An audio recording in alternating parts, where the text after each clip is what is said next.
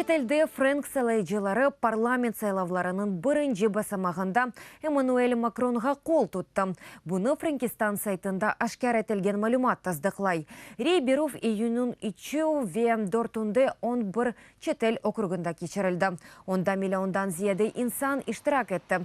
Илері Жемхуриет фирқасының намзетлері 10 округда ғалебе қазанды. Қайдетмек керек ки Макронның сияси құветі тек 2016 сенесі тешкіл олынды ве парламентның шымдеке еркенында депутатлары йоқтыр. Намзетлерінің чоқысы сиясетті яна адамлардыр. Франкистанда сайлауларының бірінші басамағы июньнің 11-інде кечірілежек. Ичтимаи соравларының сон нәтижелеріне көре, Макронның фирқасы парламент сайлауларының бірінші басамағында рейлерінің чоқысыны қазанар.